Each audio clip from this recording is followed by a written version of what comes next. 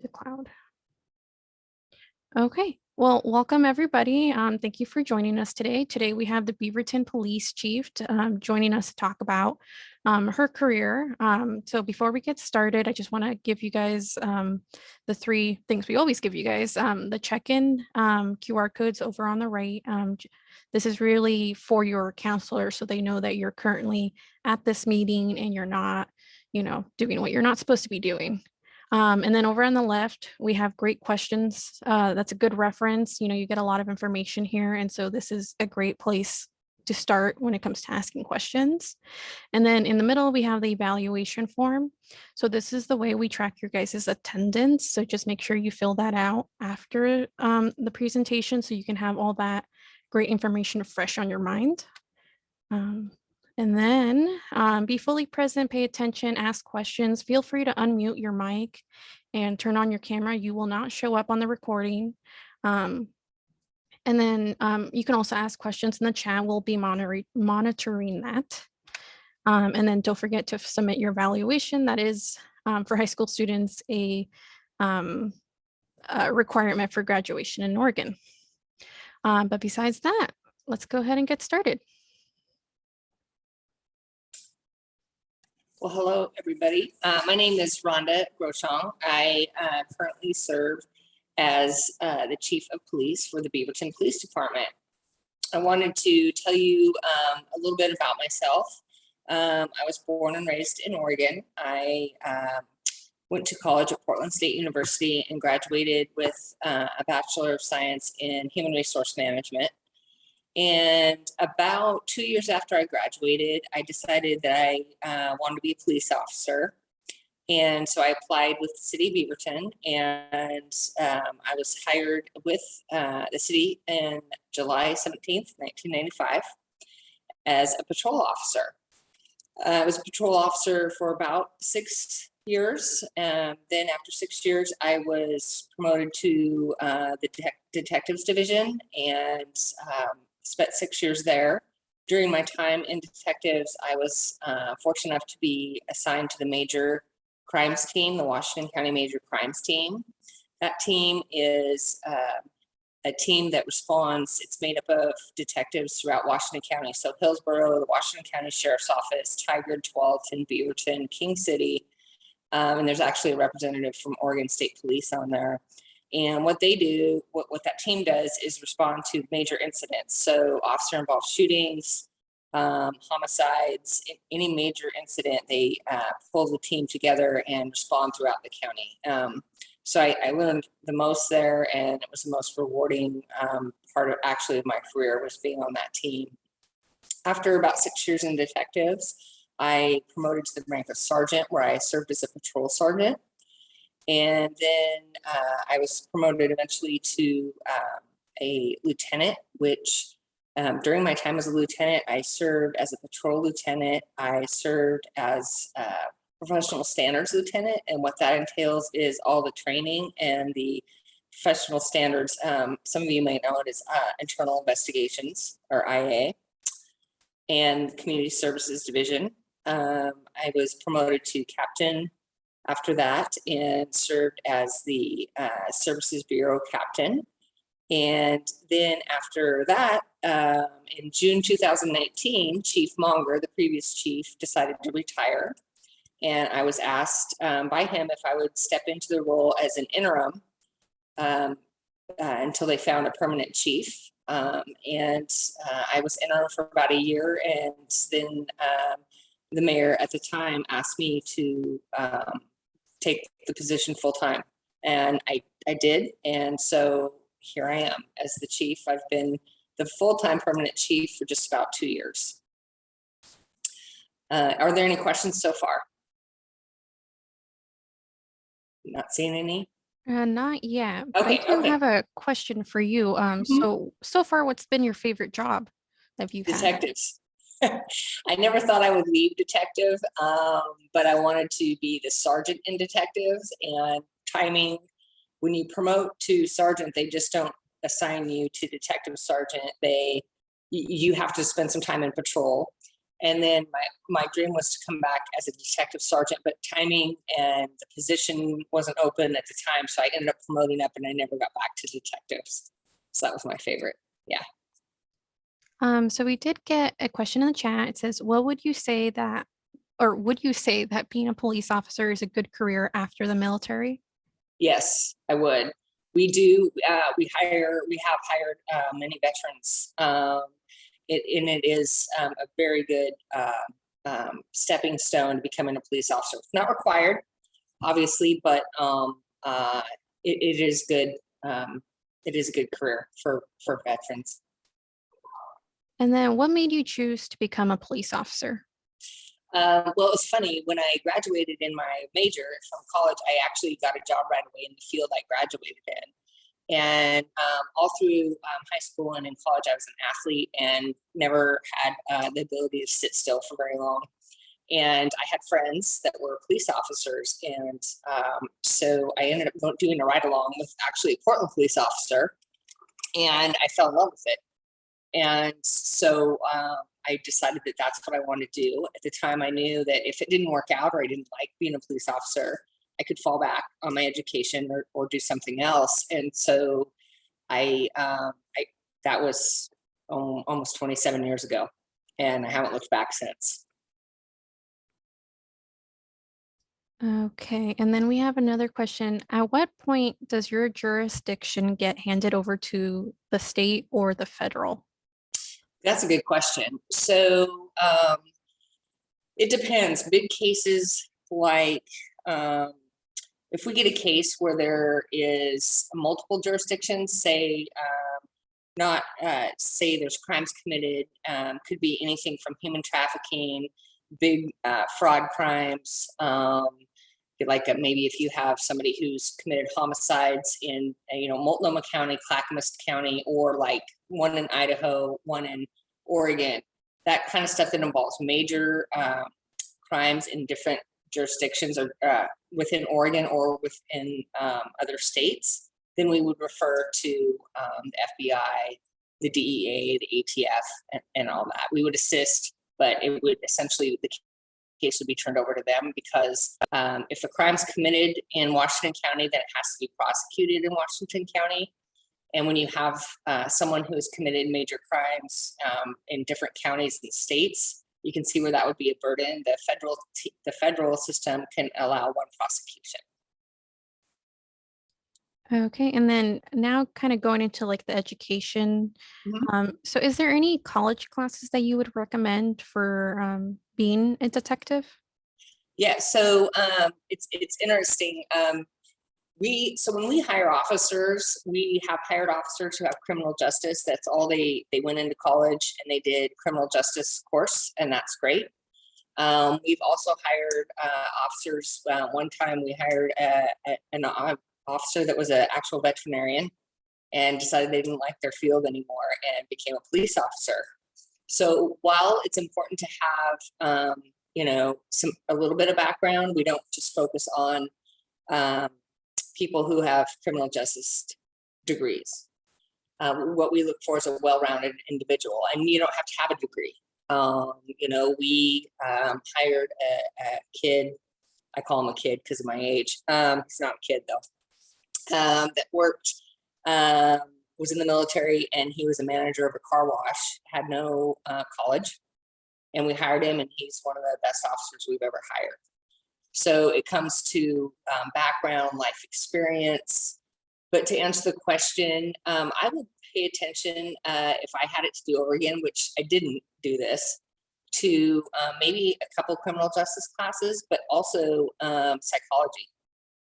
Because day in and day out, you're having to respond to calls or come into contact with people who have different mindsets and are maybe suffering mental health crisis, or anything like that. And psychology, I think, would fit nicely in someone's background. Okay, and then this one's kind of going to more your like day-to-day activities. So have there been a lot of arrests where you that you have made that have kind of went the wrong way, have gone south? Um, what do you, south, what does that mean? That can mean several different things to me. So like they went, I guess the wrong way. Um, didn't turn out the way you wanted them to. I guess I don't know what's the wrong way for them to Okay. turn out, but Okay. Yeah. You know, so I'll kind of try and come at this at different angles. When we arrest people, we like it to be peaceful and no conflict, or, because the court system will handle that. Sometimes people don't like being arrested. So if you're referring to the wrong way of, somebody resisting or something like that, physically resisting, yes. And then I worked in detectives a lot of child abuse cases, physical and sexual, and I had some pretty serious cases. And when it came, the person was prosecuted and maybe found not guilty. So that was tough as a police officer. I hope I answered that question okay, whoever asked it. yeah, I think so. Okay. So I think that's it for questions. I don't know if you want to, there's anything else you want to add. Oh, yeah. To give you a little bit of a rundown, I'm going to send the facilitator some handouts at the end of the course, but I have sheets of every department and what each division in the Beaverton Police Department does. Gives you a really thorough background on the Beaverton Police Department. But just briefly, our department, we have 180 employees. Out of the 180, 139 sworn officers. So even though I'm the chief, I'm considered a sworn officer. So from my position on down, and for police officers, there's 139 of us. And there's about 45 non-sworn employees, and those are our record staff who process reports, support staff, and all that. So there's about 175, give or take, depending on vacancies, of employees just with the Beaverton Police Department within this city. So then there's my position. Underneath me, I have a deputy chief. And then below him, there are 3 captains. Each captain is in charge of a bureau. There's the operations bureau, which is traffic and patrol. There's services, which is community services division, budget, and school resource officers. And then there is the administrative, which is our professional standards and training, and internal investigations, and detectives, and property evidence. So, and again, those handouts that I send will really explain, you'll get a pretty good idea of the organizational breakdown.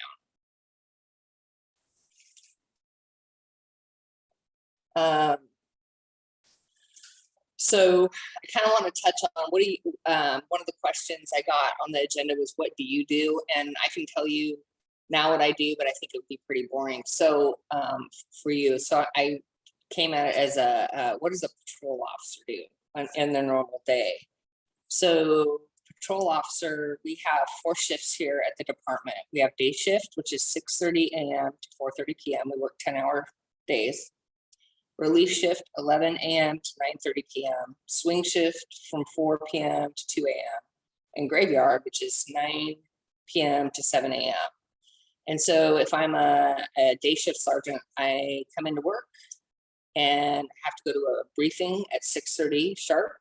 So come in, we have lockers here, get my uniform on, get my duty bag, get ready for the day, and go to briefing, which incidents and information are discussed for the last probably 20 hours. And then after briefing, everybody goes out, checks into their cars, makes sure they're working properly, and they hit the street, if you will. And most of the time, so officers are continuously responding to calls for service. What I mean by that is if someone calls 911 or it's not an emergency, they call our dispatch non-emergency. Officers are continually going to calls, and we have districts. You're assigned a district that day. So District 2 is the downtown area of Beaverton. and we have 5 different districts. And so my job as a District 2 officer would be to respond to those calls of 911 or non-emergency. And then we have self-initiated. So you can go and walk around the neighborhoods, drive around, you can do traffic stops, speed enforcement, and whatnot.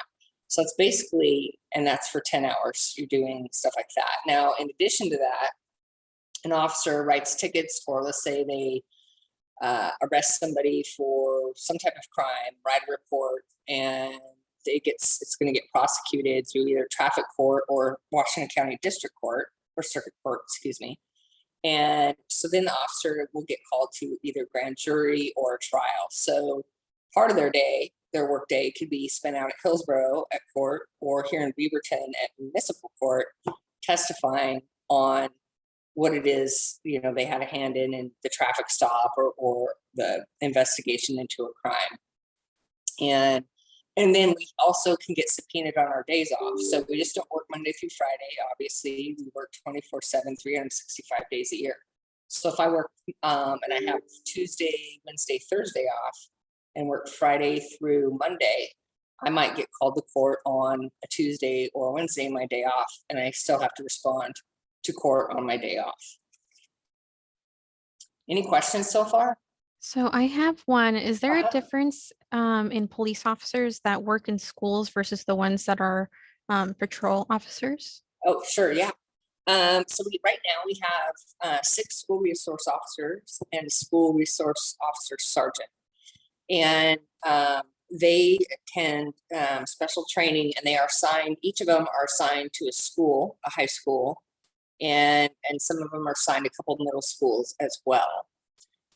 Their job, and they do the same thing as a patrol officer, how they start their day, but they go out and their responsibility are the schools when they're called to the school or anything like that. When school administration calls them, they would respond to the school. Sometimes they just go to the school and hang out, talk to kids, and do that type of thing.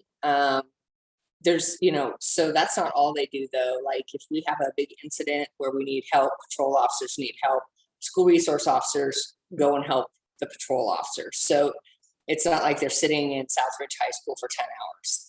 They might switch around a couple schools. They might go to Southridge, Conestoga, or some other elementary schools, or excuse me, middle schools. But yet they might also be responding to calls like traffic crash. It's a big crash. We need a lot of resources. They'll pull away from the school. So it is different, but they're still at the heart of the day a patrol officer. Okay, and then so I know you were mentioning there's 6 zones in Beaverton.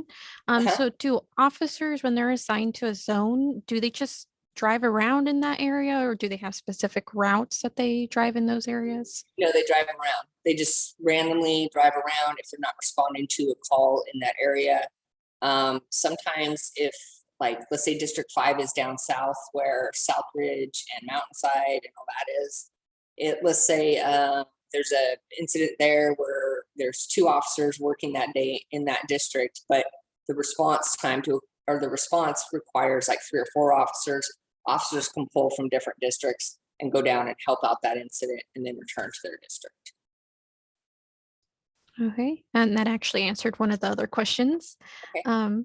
Are there many openings for police officers right now? So we have 6 openings, but we are hiring 6 on March 28th. So for Beaverton, we're doing pretty good for hiring. We usually run about 1 or 2 vacancies at a time, but we've been really fortunate here, especially the last couple of years, where our staffing is up and we don't have hardly any vacancies. The thing to remember about that is, and I know other agencies are the same and continuously hiring. When an officer gets hired, a brand new officer, with Beaverton, I swear them in, they take an oath, and then they spend about 5 weeks at an in-house academy, which our training division does, and they go through control tactics. They learn about search and seizure, traffic laws in general, traffic laws, firearms. And so they spend about 5 weeks with us doing that. And then they travel to the State Academy down in Salem, where they're there for 16 weeks. So they're there for 16 weeks. And when they graduate from the academy, they come back to us and they are assigned a field training officer. We call them FTOs, where they are in a car with an FTO for probably 11 weeks. So they're never alone. And then even after the 11 weeks, they pass their what we call FTEP, Field Training Evaluation Program. And then they are turned out on their own, but a senior officer kind of, if you will, follows them around a little bit for the first couple of weeks, but they're still on probation. So our probation period is 18 months before you're finally off probation. So as you can see, we hired these 6 on March 28th. They're not going to be full-fledged officers out on their own for, a year. And then after that year, they'll probably be, it's 6 more months of probation. So it takes a while. It's not like we can get somebody trained up in 2 weeks and then they're out being a police officer. Okay, and then our middle schoolers want to ask, what do you most like about your job and what do you least like about your job? So the thing I like the most about my job is helping others. I mentioned and on patrol too, and when I was in detectives is, people are going to commit crimes. And what I like to focus on was the victims and helping the victims. And it might not be, putting somebody that hurt them in prison, but it could be making their lives better by just being there for them, knowing that you're helping protect them and doing the best you can to, serve justice and just making those contacts and making people feel safe, even when they're not victims, getting out, talking to the community. We attend a lot of community events. A lot of people have questions about their neighborhoods. We can make them feel safe or give them different tips on how to feel safe. So that is the best part of the job for me. The worst part is seeing all the stuff that happens to people. Victims of violent crime, all types of crime, and even not violent crime, like, financial fraud or financial crimes, seeing somebody's bank account wiped out and they can't pay their rent because somebody, so it's seeing that side, people hurt in different ways is hard. And so this kind of goes to a question I have. So how do you deal with like the more emotionally charged cases? How do you kind of step away when you're I guess done for the day? I guess done because you're never done, but so that's a good question. So when I got hired in 1995, it was basically, you see something pretty horrific, and back then it was just basically, well, you need to deal with it. You signed up for this job and you need to buck up and deal with it. Thankfully, that started to change, and there was a lot of awareness because, as police officers, we think, oh, we're tough. We're the ones supposed to protect. We can't show emotion or be human. And that's changed a lot, which thankfully, and we have a pretty robust wellness program here at Beaverton. It includes physical fitness, but it also really focuses on mental well-being of officers. And in fact, we have trauma-informed counselors for law enforcement that officers can go see for free. It's more talked about. We have a chaplaincy program if people, are faith-based, or just all kinds of options. Peer support. We have peer support group. And we have that for spouses as well of officers, because spouses go through a lot. They see their loved one come home, or significant other or partner, see them come home, and they've, witnessed some pretty awful things, and, their partner's upset and they don't know how to handle that. And so we're really pay attention to Okay. Students, if you guys want to unmute your mic, you don't even have to show your face. I'm just listing the questions from the chat, but if you guys want to ask the questions, that's also great. Okay, so we have a question. Is there a height requirement or do you just need to pass the physical exam to be a police So there's officer? not a height requirement at all. In fact, we have an officer who's probably 5'1" and one of the mightiest officers that we have. So absolutely no height requirement or anything like that. So to get hired, a person would apply, and then that's online or in person at Human Resources. And then we have a testing process. And what that includes is a mile run. And you have to run it in 9 minutes. It's flat ground. And a little obstacle course, which isn't much at all. So the physical requirements to be a police officer aren't like they were back in, 1950, where you had to be a 6'3" male and, be able to bench 200 pounds. That's not it at all. So you go through that process, and then there's an interview. And if you pass all that, you're invited back for an interview panel, and that can include other officers that we have here already. It's included community members, other city employees, and if you pass the interview process, then there is a background process, and that is pretty intense. That's a packet. Your person's given a packet. It's several pages long, and you have to list everything about yourself. And you have to list the last, everywhere you've ever lived for the last 15 years. We do financial checks, work references, personal references.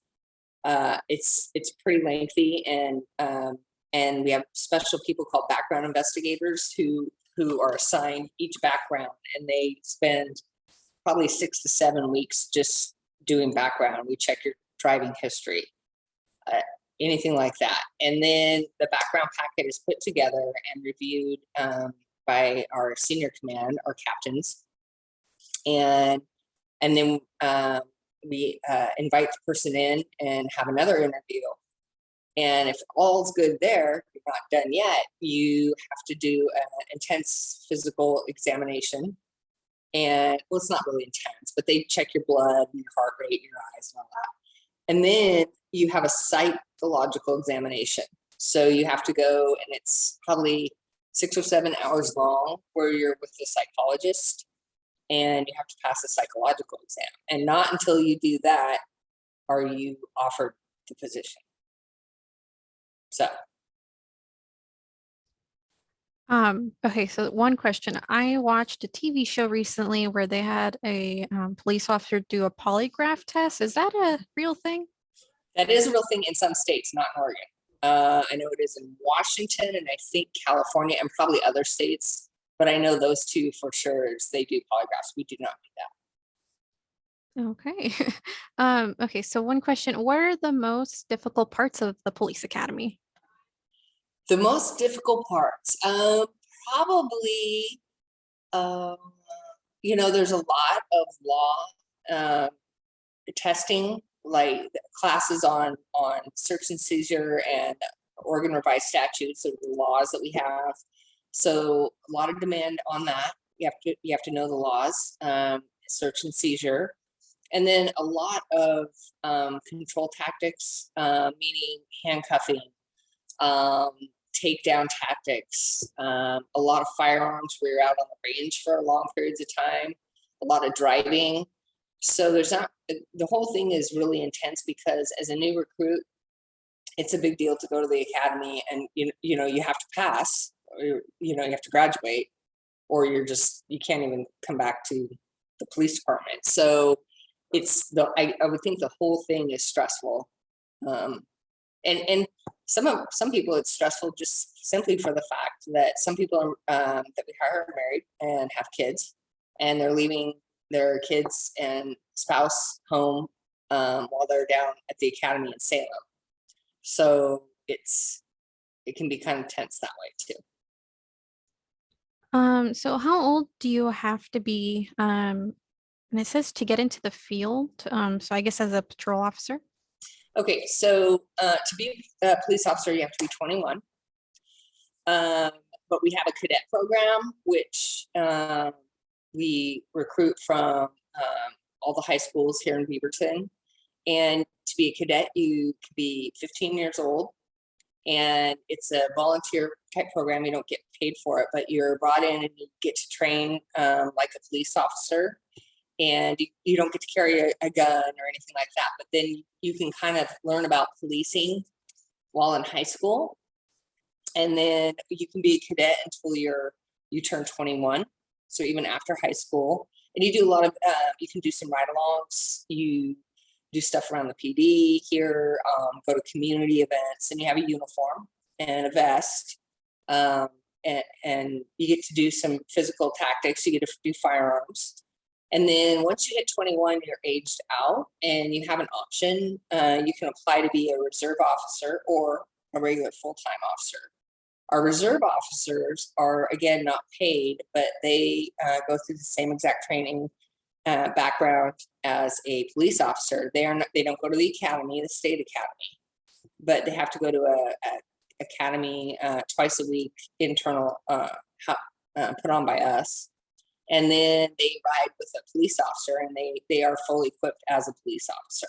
So if you're not really sure, let's say you're 22, you get out of college and you're like, I think I want to be a police officer. I'm pretty sure I do, but I'm not really sure. Being a reserve officer is a good way to tell if you want to take that next step.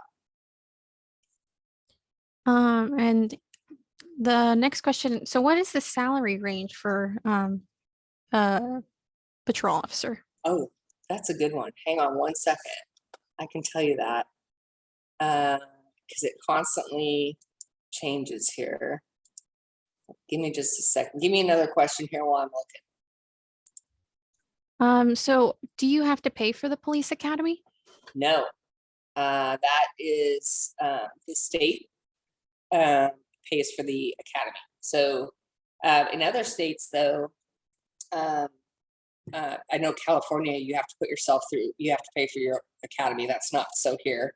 We also provide all the equipment. We provide your firearm, your bulletproof vest, your body worn camera.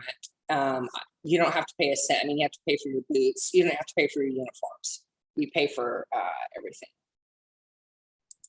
So when you're done with the police academy and you're, currently under probation, you're getting paid during that period, right? Oh yeah, you're getting paid from the moment I go, do you swear? You're paid. Yeah. Okay. Yeah. So police officer right now, entry level at step, we call it step 1. There's 7 steps, and you get a step increase every year. Starts at $32.16 an hour and ends step 7 is $43.10 an hour. Now, in addition to this, as an officer, after you've been here a while, you can put in for special certificates, like your intermediate certificate. And if you have so many college credit hours and you complete certain things, classes and whatnot, then you get a 3% increase to your base salary. And you can keep getting, there's intermediate, there's advanced certificate, and supervisory certificate. So there's certificate pay along with your step increases. Okay. And then, so the question, are there any medical requirements? So I think they're kind of asking if, like, let's say you have asthma, does that disqualify you from that? No, it doesn't. I got hired with somebody 27 years ago who couldn't, his eyes were really bad and he couldn't, there is a requirement on certain hearing and vision, because obviously that's really important to our job. He had to get LASIK surgery or some kind of surgery, and then he was good to go, but we hired him. We have an officer who's diabetic type 1. He's hired. Yeah, there's not really any. In fact, we did hire someone who had a hearing issue and they wore hearing aids, and we hired that person. That's pretty kind of nice. You don't Mhm. have to um, worry too much. Okay, so for the cadet program, when do the openings start? So if you go on to the police website, go on to the City of Beaverton website, um, then you can check, just type in Beaverton Police Cadet, and it's usually once a year. I don't know off the top of my head, but actually I'm gonna write that down and I'm gonna send it to you. And then a link that you can send to everybody as well. Okay. And I will here, I'm gonna type my email address for the Okay. students in case they want to email Yeah, me. yeah, that would be great. Okay. So just feel free to email me, students, if you guys want that information. Otherwise, I'm just gonna put it on our website, and then if you find it, you find it. Um, uh, what are the benefits that come with this job, like vacation insurance? Mhm. We have really good insurance, really, really good medical, dental insurance. And it doesn't cost hardly anything. So for example, I'm on the family plan for MODA, and I think what comes out of my check is $115 a month. But um, I I have friends that work in the private sector who I tell them about how much it costs me, like $20 to go to the doctor. Somebody has a child and they pay $500 out of pocket and everything else is covered. And people can't believe it. So we have really, really good benefits. We have life insurance, and again, dental's pretty good as well. Um, yeah. Was there another part of that question that I didn't answer? No, I think the benefits, general benefits. Mhm. Yeah, Um, is it beneficial to be bilingual? that is a bonus. Yes, if I had to do one thing over again, had I had a crystal ball in 1992 when I was in college. I know you guys all weren't born then, but I would have taken another language, probably Spanish. Um, Spanish, we have officers that are bilingual in Spanish, and they actually get paid 3% more for using all the time just for being bilingual. So if we run into a situation where somebody can't speak English and they're asking for a Spanish interpreter, then the officer on duty will go and interpret, and they get paid extra for that. We have a funny story. We have an officer who born and raised in the United States, but he married somebody from Japan, spent time over in Japan, and he is completely fluent in Japanese, but he's not Japanese. And you'd think, okay, but he's helped out on a bunch of calls too, and he gets paid extra as well. So I know you mentioned ride-alongs. Are you guys still able to do that today or these days? Well, right now, COVID is, and I'm sure everybody's just really, really COVID. I'm tired of hearing of that. So are we. But we're not doing ride-alongs right now, unless you are a cadet or a reserve officer, and then it's masking.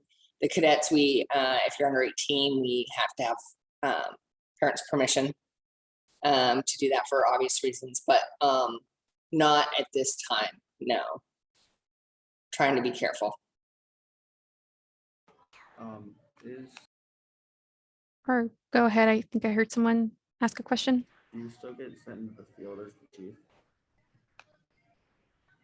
Is it do you still get sent into the field as a chief?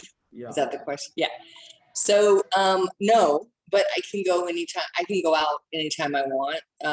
In fact, I try and do that just because I sit behind a desk all day now, and I'm at meetings with City Hall, and I'm at community events. Community events are fun.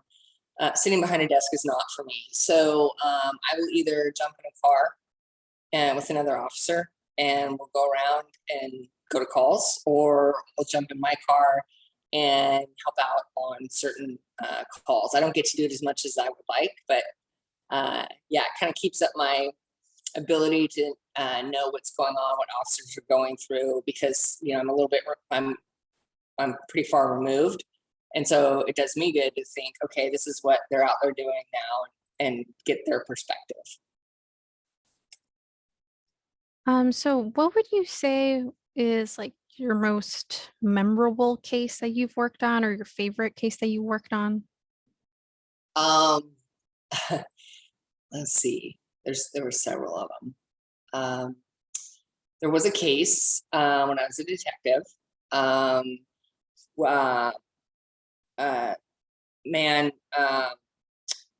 it happened in Washington County, but it was on major crimes team. A gentleman killed a family, and I tracked down and found the gun that he used to do that. I sent it to the crime lab, and it came back and positively identified that weapon was the weapon involved, and so was a big part in getting him convicted. That was probably my most memorable case. Okay. And then, so are there any other programs that you know of that are helpful for people under the age of 21 besides the cadet program? Oh wow. Oh, and I know you all are going to looks like mostly Hillsborough schools, but I hope to think that Hillsborough has these events as well, or these things as well. And we don't just, we just don't say it Beaverton only students, but we prior to COVID, and hopefully this June, we will offer what we call our Student Academy. It's during the summer, and it's 2 weeks long, and students apply, and they can come to 2 weeks of like a mini training academy where they get to do the obstacle course. They get to learn about control tactics. They get to learn different things about why it is we do what we do, and so it's kind of fun. They get to do 2 weeks of police work, crime scene investigation, and all that. So there's that, and then we used to have, and again, hopefully, we used to have a student academy day at each high school in Beaverton where kids could volunteer if they wanted to for. I think it was all day, where they detectives would go in and present traffic. Would go in and present on traffic laws, and so it was actually in schools. The 2 week academy is actually here at the PD. Okay. And I know you kind of already answered this again, but we love hearing stories. What is the most interesting call or case you've gotten? Most interesting. Let me think about this for a second.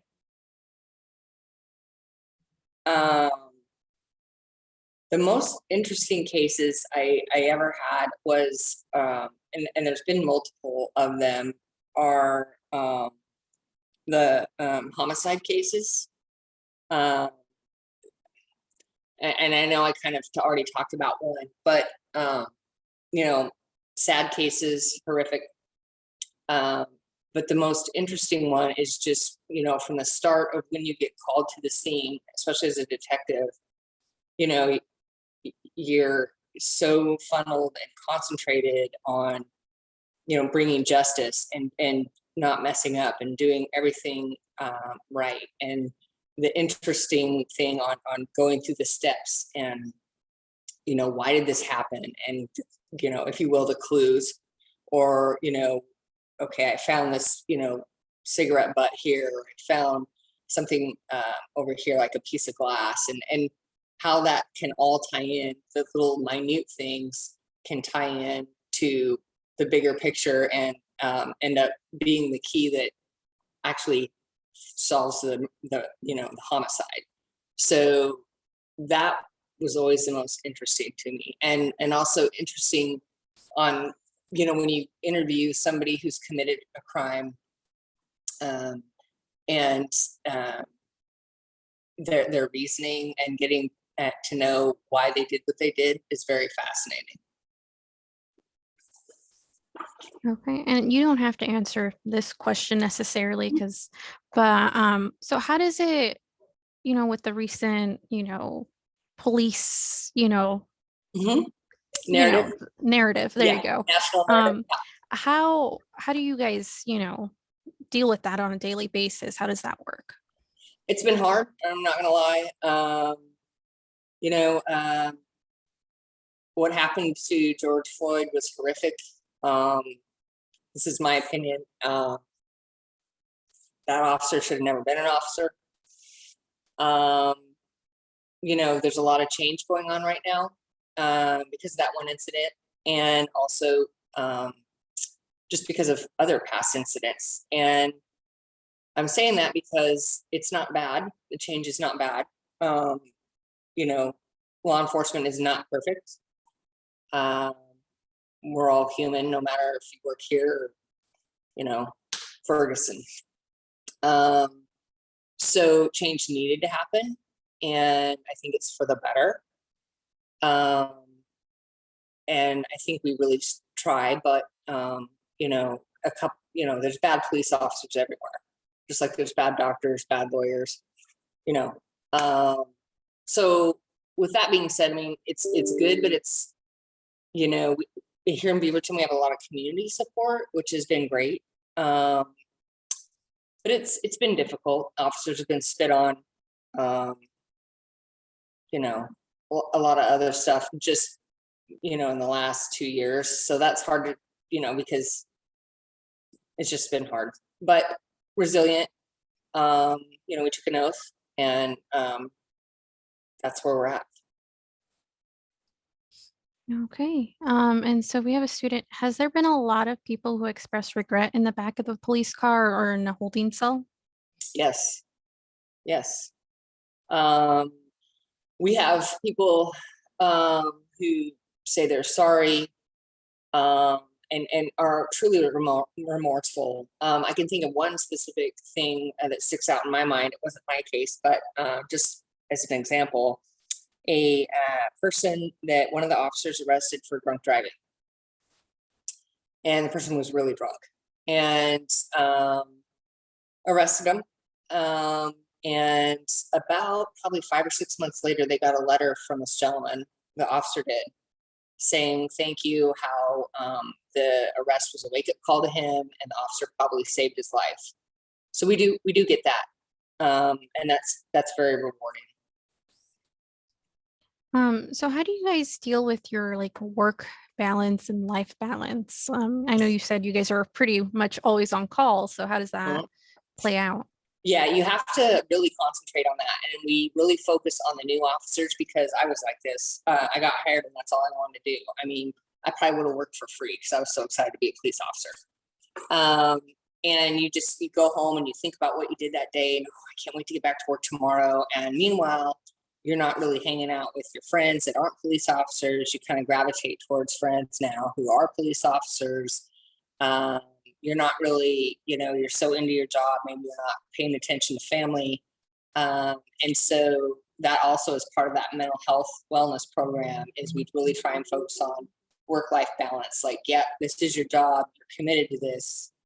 But if you're not doing outside things, like maybe if you're into working out, if you're into hiking, or, carpentry, or, faith-based, events and friends outside of law enforcement, you really need to do that, because you'll get tunnel vision, and that's not a good place to be.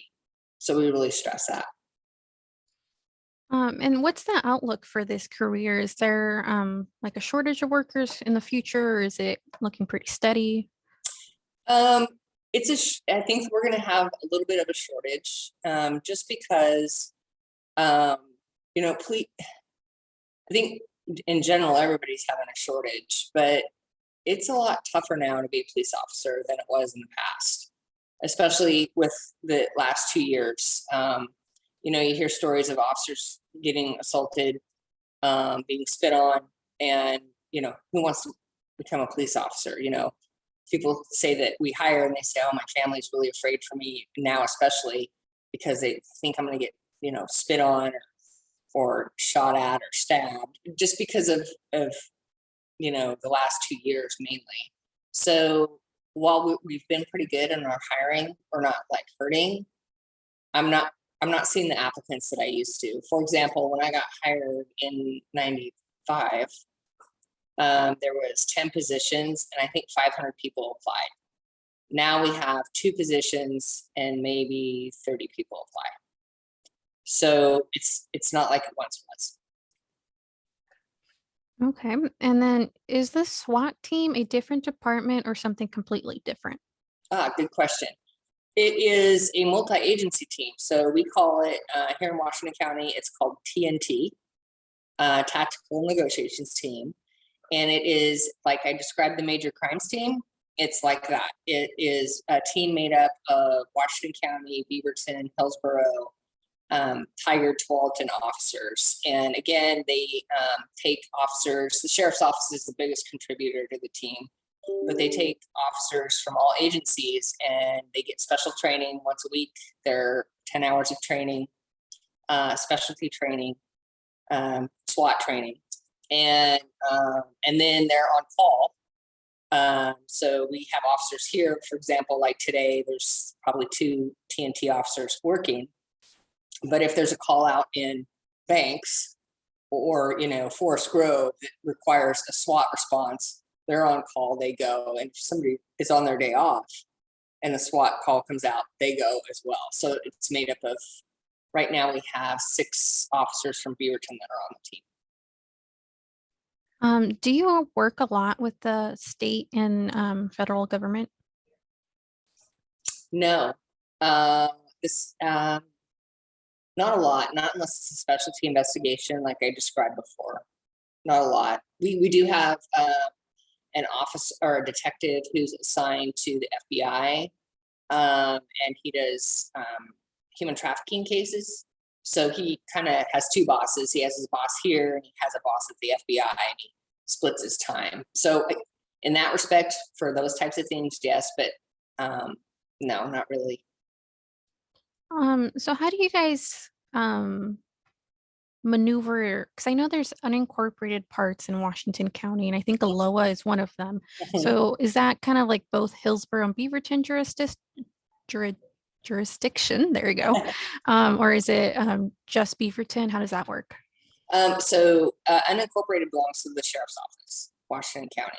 So there's specific city limits, Beaverton city limits, and Hillsborough city limits and Tigard, but everything unincorporated is the sheriff's office. And just to piggyback on that, a lot of interagency cooperation. Let's say, and I can go anywhere in the state and be a police officer. So it's like once I cross into Hillsborough, I can still do my police work. So how that works is, let's say one night we get a major incident where we have 7 officers on and there's 6 of them tied up on this incident. But meanwhile, calls are still coming in. People are still calling in. Then we can ask for aid from, Washington County or Tigard or Hillsborough, and their officers will come and take our calls for a while if need be and help us out. So a lot of good cooperation. We're just kind of one big team, just divided up into little sectors, if you will. So once you become a police officer in Oregon, can you move to Washington and be a police officer, or do you have to retake anything? Yeah. So different laws, different states. We call those. So we've hired officers from Hawaii, California, other states. We've had officers go to Texas, and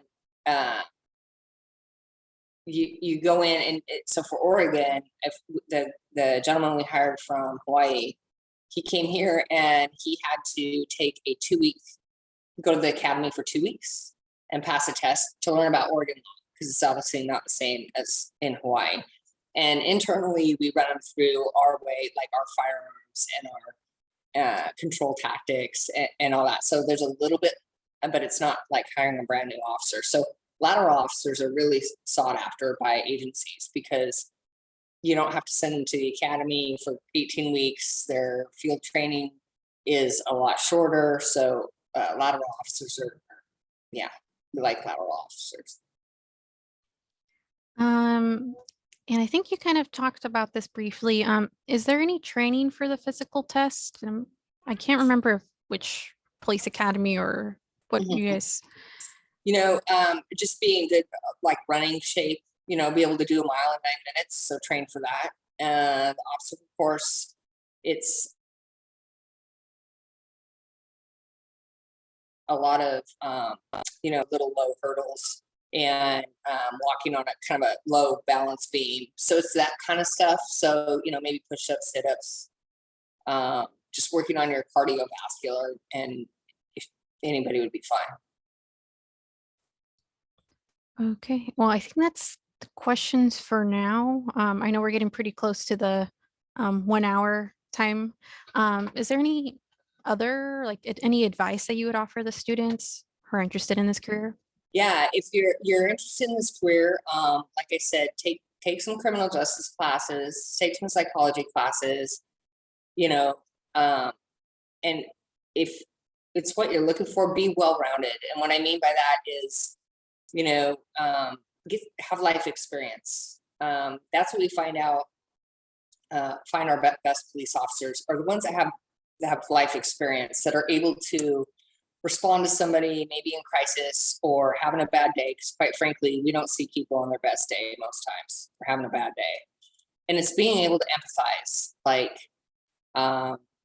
one example, I on patrol one night, I pulled over this car that wasn't staying within the lane, and it was a car full of kids, and the driver and all the occupants were under the influence, and 16 years old, 17 years old. And I had two paths. I could arrest this kid who's very remorseful for DUI and probably mess up his future, and cite the rest of the people in the car for MIP. And I'm not gonna lie, when I was young, I probably had some drinks before I was 21. And it took, it's where officer discretion comes in. So what I did was I told this young kid, I said, there's this, I could do this, or you can let me call your parents to come and get you. Because quite honestly, with my parents, I would almost rather been arrested. But if that was me, not really. But so that's what I did. I called everybody's parents. I didn't have to arrest them. So being able to, and I'm not saying that's the best practice all the time, but it was one of those incidents, I guess, where you just had to be there and be in the position that I was. But it's being able to draw from your own life's experiences and go, you know what, I get this. And sometimes, you get it, but you still have to make the arrest, but you can communicate with people. And that's the biggest thing we look for. Yeah. Well, looks like we don't have any more questions. Okay. So students, if you have any last minute questions, feel free to drop them in or unmute your mic. But if that's all, then I just want to say thank you for joining us today. I learned a lot about the profession that I didn't even know about till today. So yeah.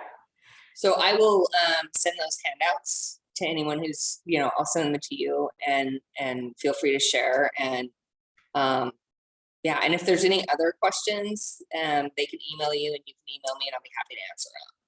okay. All right, so I'm going to be putting our website on the chat, and that's where I'm going to be putting the resources that she's going to send me. Oh, one last question. Do you choose the branch you go into within the department? So when you are hired, you're in patrol, you're a patrol officer. That's where you start. You can choose, like I chose to go to detectives, but I had to apply. It's a competitive process with other officers who want to go. So you don't really get to choose. You can put in, like, if you want to be a traffic officer, if you want to be on a motorcycle and do traffic, there's a competitive process for that. So in a way, yeah, you get to choose what path you want, but there is a process to go through. Okay. Well, thank you so much again. It's right at the hour. I don't want to keep you too long. I know you're busy, with a lot of things, I can tell. All right. And then we have a few people saying thank you. Evander Oh. saying thank you. Kate, thank you so much. This definitely helped me make my decision to become a police officer. Thank you. All right. It's real joy, and I mean it. And type any questions, and I'll get back to you with them. Okay. Okay, thank you so much. All right. You have a good day. Thank you. Bye-bye.